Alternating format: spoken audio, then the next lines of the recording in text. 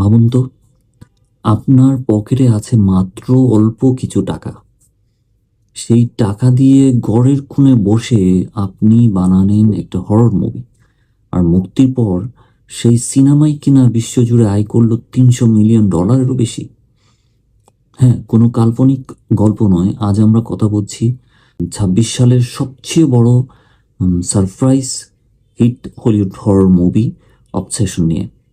YouTube স্কেইস comedian Ari বার্কারের বানানো এই সিনেমাটি কেন পুরো বিশ্বের দর্শকদের রাতের ঘুম উড়িয়ে দিয়েছে, আর এর পেছনে লুকিয়ে থাকা আসল গল্পটাই বা কি, জানতে হলে ভিডিওটি শেষ পর্যন্ত দেখুন। আমার মূল গল্প ইচ্ছের এক ভয়ঙ্কর ফাঁদ। গল্পের মূল চরিত্র বেয়ার।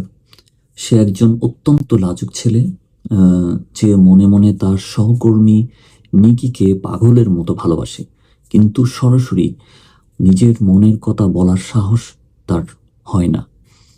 একদিন সে একটা ক্রিস্টাল শপ থেকে ওয়ান উইশ উইলো নামের একটি রহস্যময় উইশ বোন বা খেলনা কিনেন।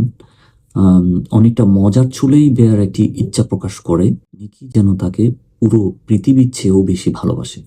ইচ্ছা প্রকাশের সাথে সাথেই খেলনাটি ভেঙে ফেলা হয়, আর ম্যাজিকের মতো নিকি তার প্রেমে পড়ে যায়। প্রথম প্রথম বেয়ারের মনে হয় সে যেন স্বর্গ পেয়ে গেছে। নিকি তার প্রতি অসম্ভব কেয়ারিং হয়ে ওঠে, কিন্তু হররটা শুরু হয় ঠিক এরপর। নিকির এই ভালোবাসা আস্তে আস্তে সাইকোপ্যাথিক উন্মাদনায় রূপ নেয়। সে বেয়ারকে নিজের সম্পত্তি ভাবতে শুরু করে এবং তার জীবনের সবকিছু নিয়ন্ত্রণ করতে চায়।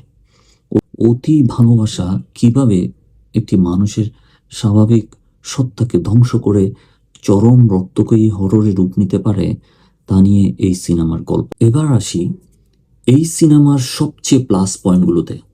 কেন এটি সাধারণ হরর মুভি চেয়ে আলাদা? মনস্তাত্ত্বিক গভীরতা।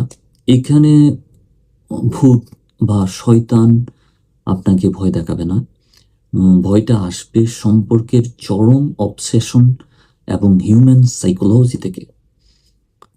কাউকে জোর করে ভালোবাসতে বাধ্য করলে তার পরিণতি কতটা ভয়ঙ্কর হতে পারে তা ফুটিয়ে তোলা হয়েছে। অনবদ্য অভিনয়। নিকি চরিত্রে অভিনয় করা ইন্দিরা রীতি পুরো সিনেমায় নিজের কাঁধে টেনেছেন।